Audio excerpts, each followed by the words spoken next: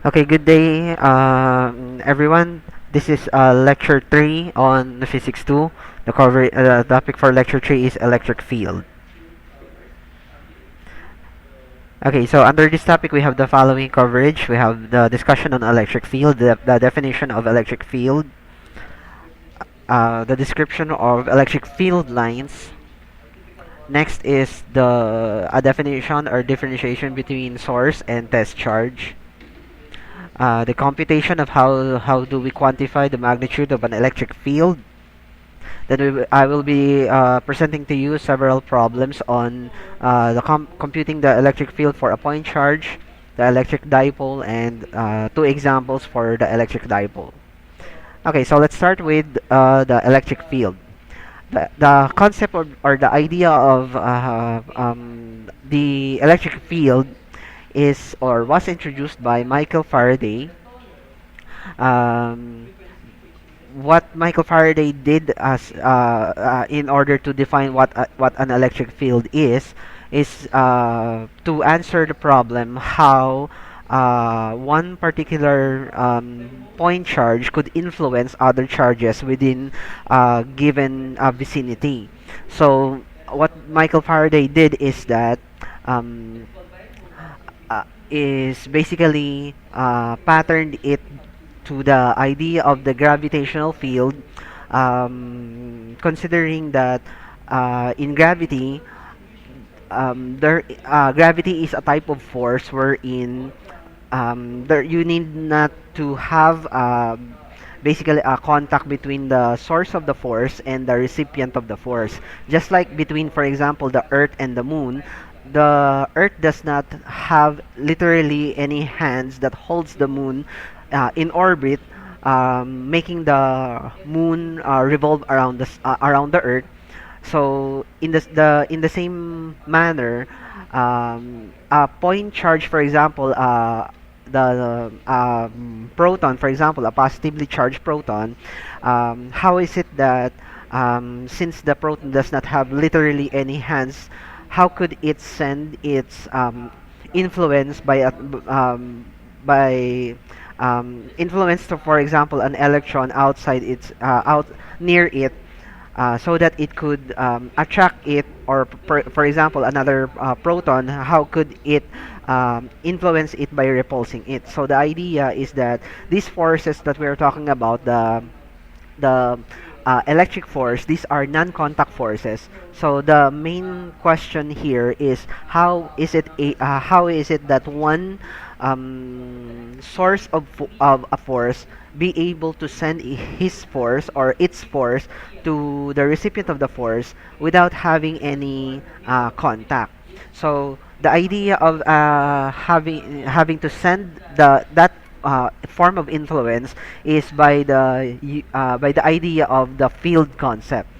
So the field concept is a region, or the field is a region within a given vicinity wherein a source of the force could be able to send its force to all the recipient objects that will receive the force via the distortion of the space around that object. So if I'm going to um,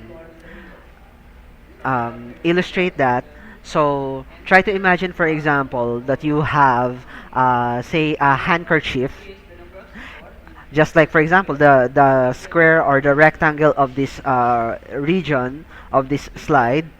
So for example, if you're going to have four people that will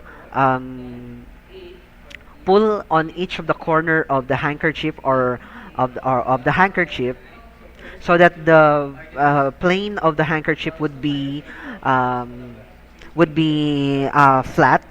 So then after that, you for example, put something heavy in the middle of the handkerchief. What happens to the handkerchief is that there will be a distortion of the space, or the flat space of the handkerchief, that would follow the shape of the object that was put at the middle. So for example, that object that you put in the middle is a ball, a heavy ball, for example, a basketball. What happens now to the space of the handkerchief is that it would conform to the shape of the ball, making a distortion of the flat space around that region of the ball. So if we're going to imagine that the ball is actually is the proton, for example, or at any given charge or any given point charge, what happens to this point charge by analogy is that it influences a distortion of the space around that point charge in a manner, in a way just like what the ball does to the handkerchief. So this idea, we call this in physics the field concept, or the idea of the field. Now in electricity we call this the electric field. In gravity we call this the gravitational field. So Michael Faraday introduced this idea of the field so that to quantify how a given point charge be able to send its influence to other point charges within the given field. Okay, so let me introduce the idea of the source charge and the test charge. The source charge is like the one that we had the example in the handkerchief and the ball. So the source charge would be the ball itself. In electricity, it would be the one who will be distorting the space around it, sending its influence to other charges within its vicinity. Okay, so of course the field would surround the source charge. Its distortion will be surrounded and will be extended towards an extent to which any given charge within the vicinity would feel feel the influence of that source charge. Now, we will be introducing this what we call a test charge, and the test charge, just like what its name says, it's a test charge. We will be using this test charge in order to determine how much or how strong is the electric field at a particular point. Okay, so let us first illustrate the idea of the field, or making use of the what we call the field lines. Okay, so for any given isolated positive charge, by convention, this is by convention, the electric field lines is conventionally drawn from the positive charge going outward, so that the lines would be represented by arrows going out of the positive charge. Now, the idea is, of course, the closer the lines are together, just like when the lines are closer to the source charge, the electric field would be stronger at that region. Of course, the arrows would become farther apart as compared to each other when the arrows becomes farther from the source charge. That means as the electric field goes out of the source charge or goes away from the source charge, the electric field actually becomes weaker. Therefore, the influence of the charge as you go farther apart becomes weaker also. Okay, so again, the electric field by convention for a positive charge is represented by arrows that are drawn from the source charge, going out in all directions, so radially outward. Now, for a negative isolated charge, the electric field lines is represented by arrows going inward into the point charge. So just the same as before, the idea is when the lines are closer together, just like within the region closer to the charge, the electric field is actually stronger. Moving away from the source charge, the electric field is actually weaker. Now, the idea of the field, the idea of the field is that the field is actually uniform. What it means that these lines are not do not actually exist, but are simply representations of the actual field. The actual field is not actually lines, but it is actually a continuous space. So, a continuous space. Therefore, these lines that we see in the drawing are simply representations of the actual electric field. Okay, so what we saw on the this previous slide are isolated charges, isolated positive charge, and isolated negative charge. So what happens now if we are going to have two charges close together? So as you can see, there is a distortion of the electric field in a manner that the influence of one source charge with another charge, what happens to their electric field is that they sort of combine to form a combined electric field. So, for example, as you can see in this illustration, you have a positive charge on the right and you have a negative charge on the left. So, the representation of the electric field lines as represented by the arrows, of course, from the positive source charge, the electric field are represented by arrows radially going outward. Now, for the negative charge, the electric field is radially going inward. Now, if we bring two charges together, one negative and one positive, what happens to their electric field is that they combine to form a single uniform electric field around the two charges. So that the lines would actually go smoothly between the positive charge and the negative charge. So in representation of the electric field lines, the electric field would be a continuous line between the two charges.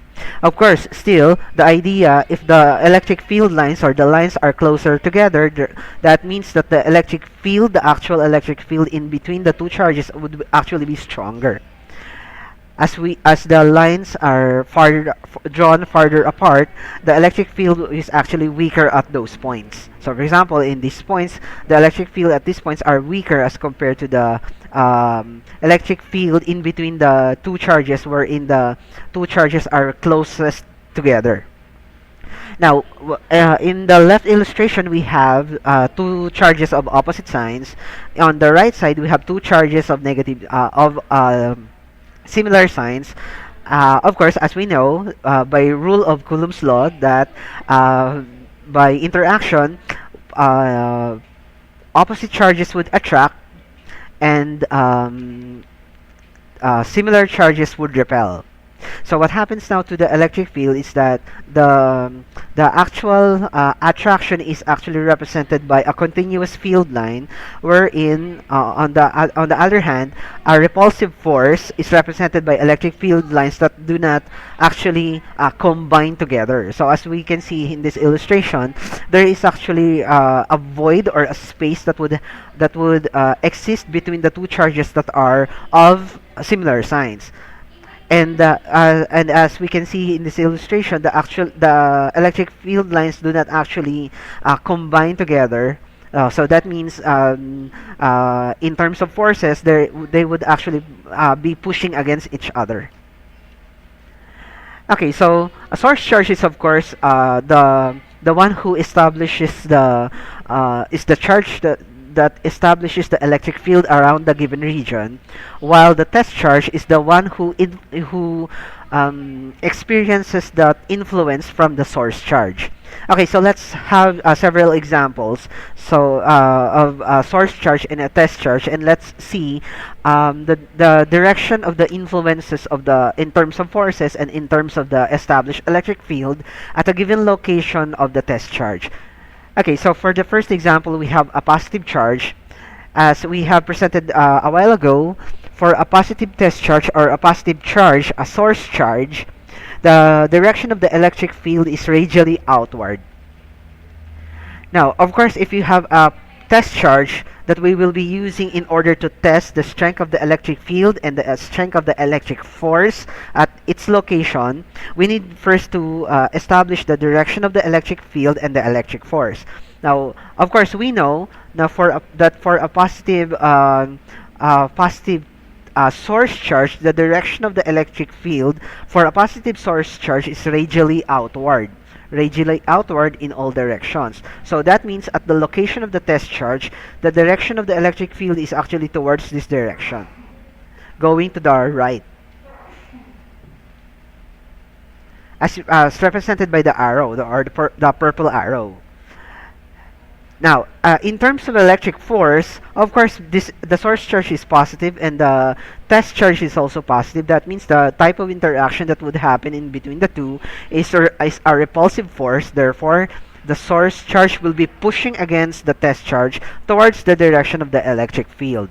So that means if you have a source charge that is positive and a test charge that is also positive, the direction of the electric field and the electric force in a general sense is in the same direction. So the although in the drawing this is not actually an accurate drawing, but the idea is that the electric force and the electric field should be pointing towards the same direction. Now let's have a different set of example. Again, for this example, we have a positive source charge, and this time we have a negative test charge. Okay, so again, for a source charge that is positive, the direction of the electric field is radially outward in all directions. Therefore, at the location of our test charge, the direction of the electric field would be, in a general sense, is pointing towards this direction, pointing away from the source charge because the source charge is positive. Now, in terms of the influence exerted by the source charge that is positive on our negative test charge, the direction of the electric force or the influence of this source charge on the negative test charge would be attractive. Therefore, the force would be towards this direction in the general sense. Okay, so let's have the illustration. So as we can see, the electric force is pointing towards the source charge because this is negative and this is positive. Therefore, the two charges will be attracting each other. Now, the electric field, in the general sense, is pointing away from the source charge. Therefore, it would be represented by an arrow pointing away from the source charge at the location of the negative test charge. Okay, so let's have a different set of example. We have this time the source charge is negative. So recall that for a negative charge, the direction of the electric field is radially inward towards the direction of the source charge. Now let's have a test charge that is positive. Okay, so at the location of the test charge, the direction of the electric field of the test of our source charge at the location of the test charge should be towards this direction in the general sense.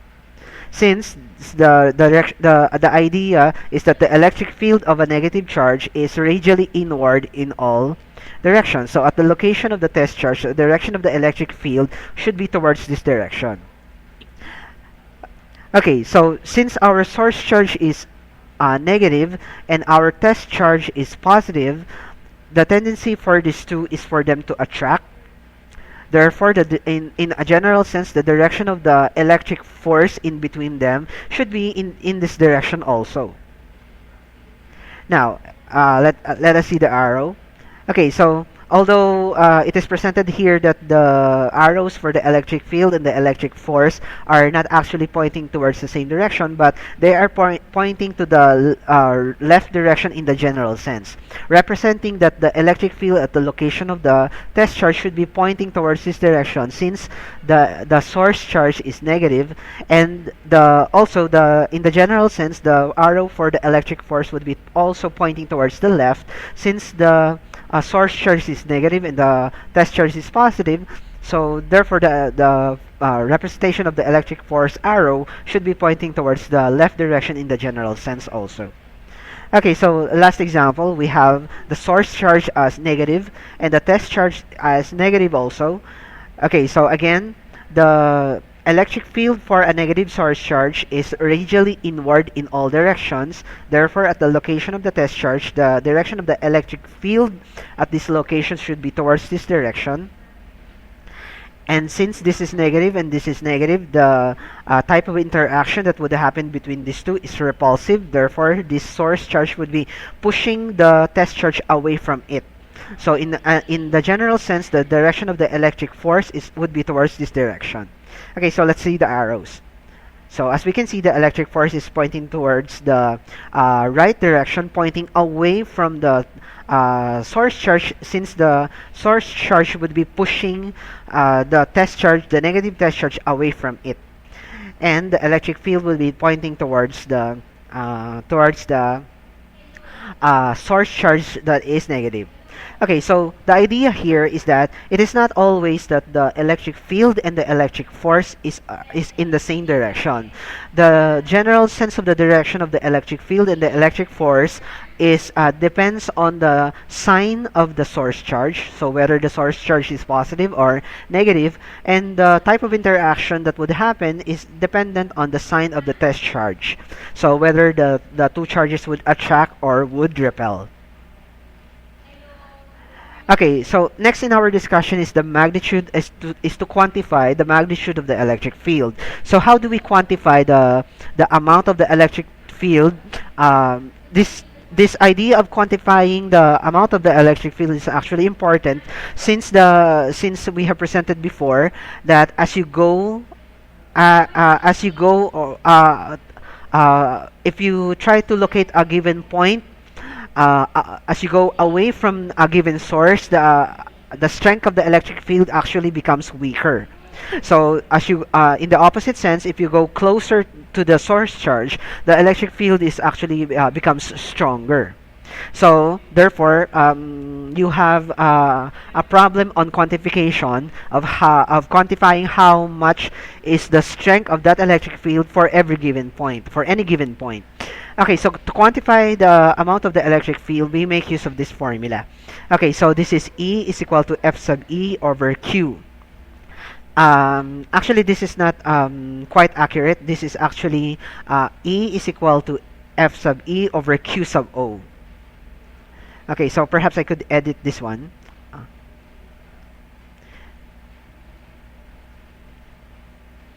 This is supposed to be Q sub 0.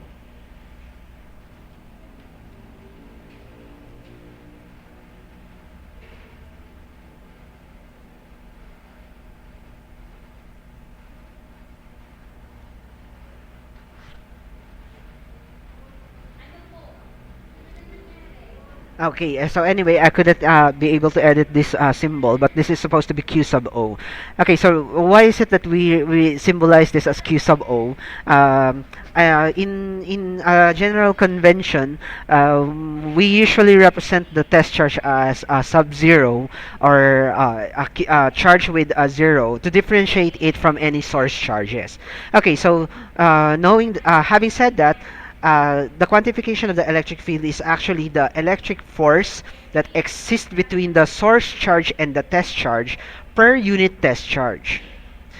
Okay, so we symbolize the Q as the source charge, just like what we see here. This is supposed to be the source charge.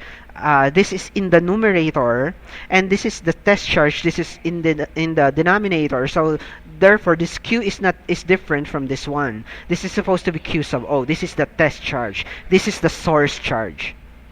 Okay, so I hope that you would be able to differentiate the two. Okay, so just like we have presented here.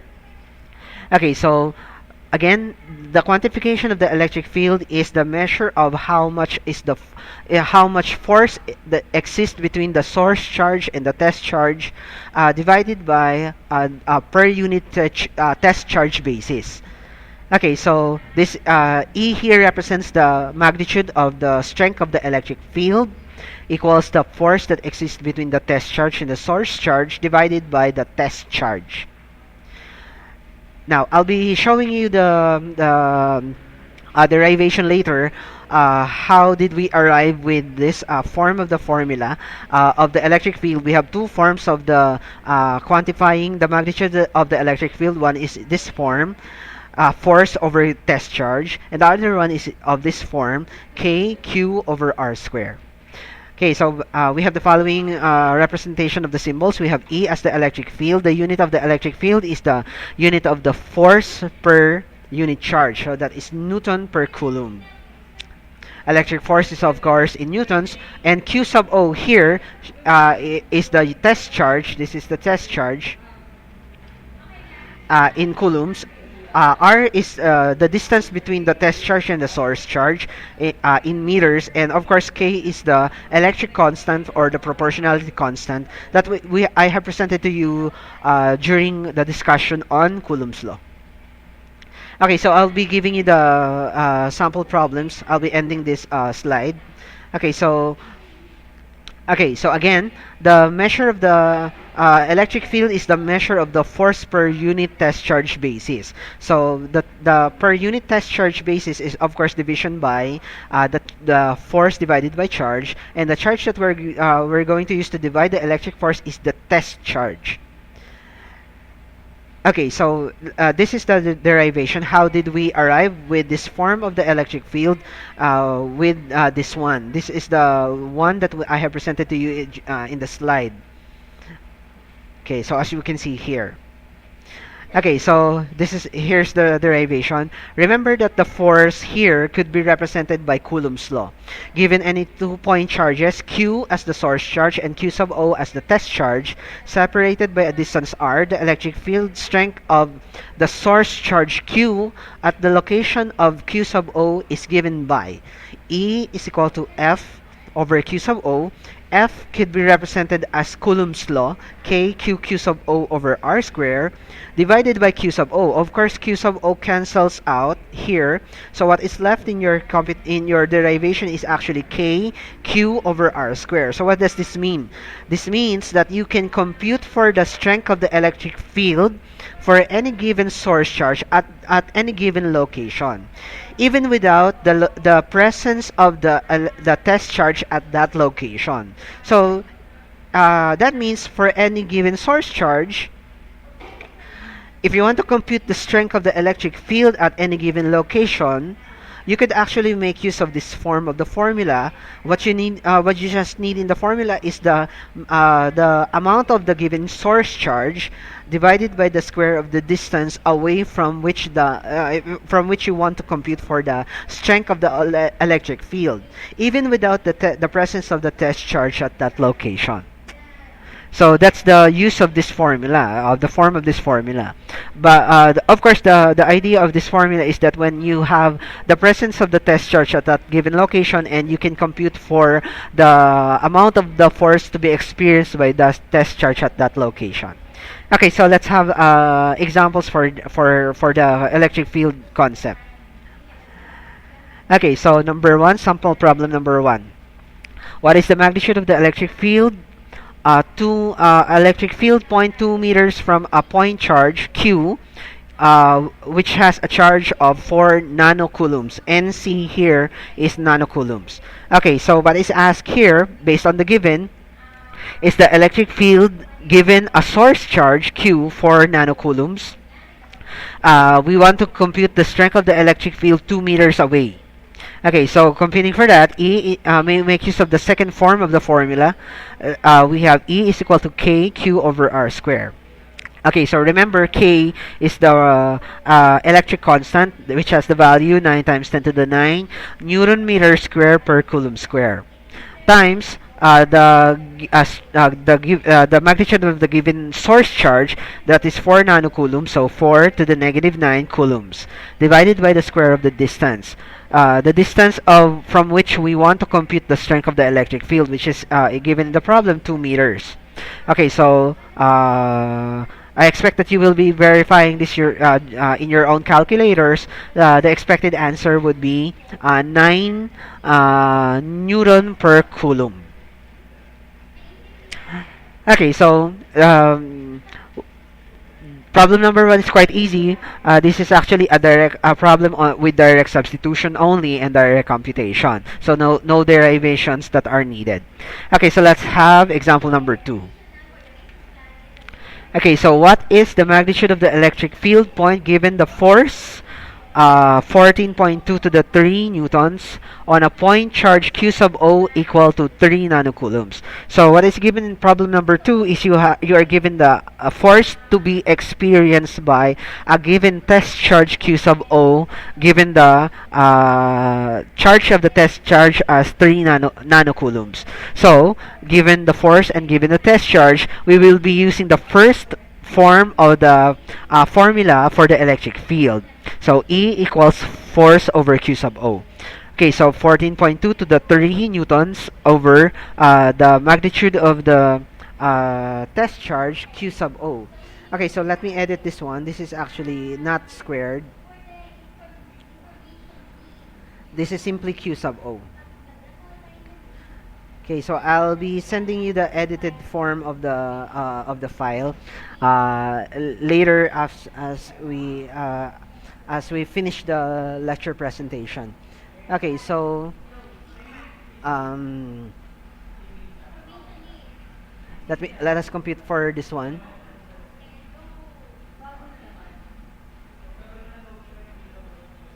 Okay, so our numerator is 14.2 to the 3, that is 14,200. So we have 14,200 divided by 3 to the negative 9 is 0 followed by 0 point followed by 8 zeros then 3. So that is 0 0.1, 2, 3, 4, 5, 6, 7, 8, 9. So negative 9 represents the number of decimal places going to the right. So this should be equal to, this is 4.73. Let me edit this first. Okay, so 4.73. This is to the counting the number of decimal places. This is 1, 2, 3, 4, 5, 6, 7, 8, 9, 10, 11, 12. So this is 12. You should verify this using your own scientific calculators. Okay, so let me verify this first on my own calculator. You will not be able to see this in your screen. I'll just be computing this on my own. So I have 14.2 exp3 divided by 3 exp negative 9. Okay, so this is correct. No? This is 4.73 to the 12 Newton per Coulomb. Okay, so again, I'll be sending you the edited version of this file. Okay, so let's have example number 3. Let me introduce to you in example number 3, the electric dipole. Okay, so what is an electric dipole? An electric dipole is actually the combination of one positive charge and one negative charge, and they exist as a dipole, meaning they exist in a pair. So one is negative and the other one is positive. Okay, so in a given dipole, find the electric field of the electric dipole midway between the two charges if the distance between the charges is 5 centimeters. Okay, so in the given illustration, this is negative 3 nanocoulombs, the negative charge, and you have 3 nanocoulombs for the positive charge, comprising the electric dipole. If the distance between the two charges is 5 centimeters, so what is asked here is the strength of the electric field directly halfway between the two charges. Okay, so okay, so let's have the computation. Okay, so what is given here is the amount of charge, the distance between the two charges. Now, what we see here is that we are given the source charge and we have the distance in between. So that means we will be using the second form of the computation for the electric field instead of the first, since we're not given the force. We're not concerned with the force at the moment. Okay, so E sub 1 represents the electric field of charge 1. If we're going to have this as our first charge, the negative charge, this would be Q1 over R sub 1 square. Now take note of the symmetry, since we are asked to compute for the total electric field midway. Therefore, having to draw a line exactly in between the two charges. Do not confuse this line. This is not actually drawn halfway, but if you're going to draw an imaginary line exactly halfway in between, so that means from the point of view halfway in between, the right side of the diagram is actually a mirror image of the left side. So therefore, by symmetry, we compute for the electric field of one charge that is actually equal to the electric field of the second charge. Now take note that we're only computing for the magnitude of the electric field. We're not yet concerned with the direction. Okay, so since we're computing for the magnitude, we simply get the absolute value of the source charge. So dropping the signs altogether. So we simply make use of the positive sense of the magnitude of the charge. Okay, so E sub 1 is equal to E sub 2 is equal to Q1 over R sub 1 square, or KQ sub 2 over R sub 2 square. Okay, so let's make the necessary substitution. Okay, so this is 9 exp to the 9 Newton meter square per coulomb square. The magnitude of the charge is 3 to the negative 9 over, of course, the distance in between is 5 centimeters. Half is 2.5 centimeters. Converting 2.5 centimeters to meters, that would be 0.025 meters square. Okay, so let's have this in our calculators. Let's verify this in your calculators also. 9 exp9 for the constant is 9 followed by 9 zeros. So 1, 2, 3, 4, 5, 6, 7, 8, 9 times uh, 3 to the negative 9 is 0 0.123456789 divided by 0.025 divided by 0.025. Twice, because the 0.025 is squared. So answer, that is 43,200, just like what we see here. Okay, so individually, the strength of the electric field due to Q1 is 43,200. The electric field of the second charge E sub 2 is also for 43,200. Individually, they are both 43,200. Individually, not combined. So therefore, this is not the final answer. The final answer is the combined electric field. So in order to combine the electric field, we should add the two electric fields accordingly, and take note that electric fields are vectors. So that means adding the two amounts together requires that we need to consider the direction of the electric field. Okay, so the direction of the electric field for the negative charge at the location halfway in between the two charges, since this is negative, the direction of the electric field is radially inward. So therefore, at the location of the electric field midway, the direction of the electric field due to the negative charge is actually towards this direction. Now, for the electric field of the positive charge in this location, the direction is actually pointing away. So therefore, at the location of the point halfway between should also be pointing away from it towards the left.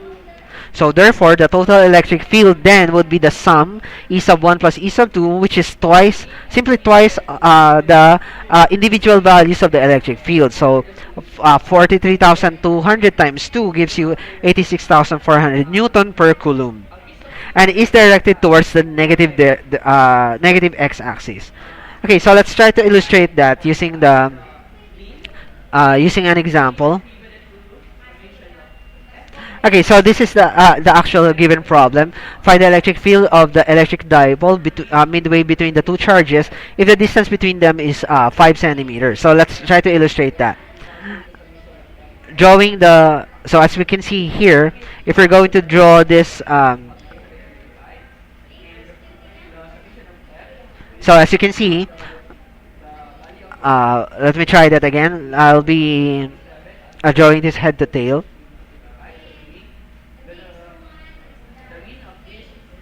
Okay, so the green arrow represents the the electric field for the second, for the first, or the positive charge, and the blue arrow, blue vector is actually your negative charge. We cannot see the blue vector here because it's being overlapped by the red arrow. The red arrow represents the combined value of the electric fields E1 and E2. E sub 1, or the blue vector, is actually the electric field of the negative charge, and E sub 2, or the green vector, is the electric field of the positive charge. So in combination, since the two vectors are pointing towards the same direction, they will be combining to form a greater value represented by the red arrow, or the combined value of the electric field. Okay, so just like what we have computed, this would be 86,400, or 86.4 kilonewton per coulomb. Okay, so I hope that you understood that part. Okay, so let's have our final example. But you see on the illustration is that you have a, a a little complicated problem. So let me first read. An electric dipole, one positive, one negative, with charges Q1 and Q2. This time you have 12 nanocoulombs and negative 12 nanocoulombs. Q sub 1 is the positive this time.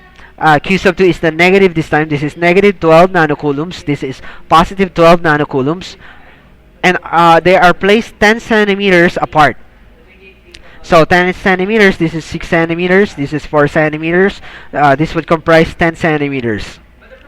Okay, so what is asked here is that we are asked to compute for the total field at the points A, point B, and point C. Okay, so let's try first to illustrate the direction of the electric field at each given point. Okay, so at point A, due to Q1, the direction of the electric field due to Q1 at point A, since since Q1 is positive, it would be pointing away from the from Q1 in all directions. So therefore, at point A, the direction of the electric field due to Q1 will be towards this direction. That would be the electric field due to Q1. Now, for the electric field due to Q2 at the same point, point A, since Q2 is negative, the direction of the electric field for a negative charge is radially pointing towards it in all directions. Therefore, the direction of the electric field at the location of point A would be pointing towards this direction also. So therefore, if the electric field due to Q1 is pointing towards the right, and the electric field of Q2 is also pointing towards the right, therefore the combined electric field of the two in the general sense is directed towards the right direction. Okay, so let's try now to compute for the magnitude of the electric field at point A. Okay, so the total electric field at point A due to 1, due to 2 is computed as follows. So K, Q1 at point A over R sub 1 A square, so the distance of the source charge at point A, so that is 12 nanocoulombs divided by 6 centimeters. So point A is 6 centimeters away from Q1. So that therefore this is 12 to the negative 9 over 0.06 is okay, so let me there's something wrong with the computation. Let me edit this again. We have a missing quantity. This is actually supposed to be K. Okay, so K Q over R sub 1 square. So I have the missing 9 times 10 to the 9. Okay, so again we have try to compute this on your own. Okay, so perhaps we could try this in our calculators. Okay, so 9 exp to the 9 is 9, followed by 9 zeros. So 1, 2, 3, 4, 5, 6, 7, 8, 9.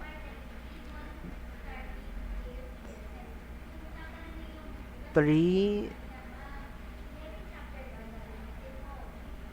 Okay, and then 12 to the negative 9. This is actually 0 point.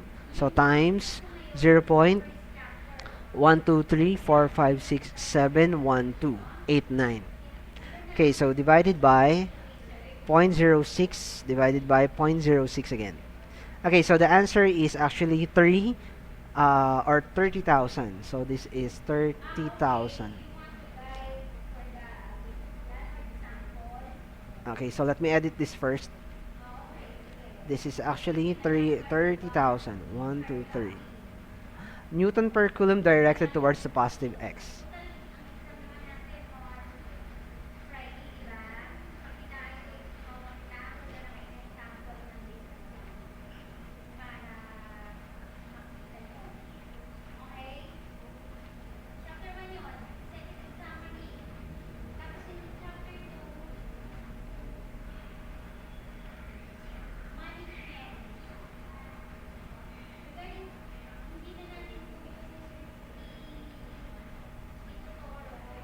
Okay, so we have 9exp to the 9, 12 to the negative 9 over 0.06 meters square. So we have 30,000 Newton per coulomb. Okay, so next would be the electric field at point A due to Q2. Okay, so that is KQ2 over R sub 2 square. So let me edit this again. Okay, so copy. But this time, the distance between Q2 and point A is 0.04 meters, or as you can see here, this is 4 centimeters converted to meters, that is 0.04 meters. So we need to square that. Okay, so let's compute again. This would be 9, 1, 2, 3, 4, 5, 6 times, this is 12, this is 0 0.1, 2, 3, 4, 5, 6, 7, 1, 2, divided by 0.04 divided by 0.04 equals, this is 67.5. 67.5 uh, 67.5 Newton per coulomb directed towards the positive x. So therefore, since both of them are directed towards the positive x, the combined value for these two is simply the sum of the individual values, 30,000 plus 67.5 Newton per coulomb. So therefore, this is simply 30,000 067.5 directed towards the positive x.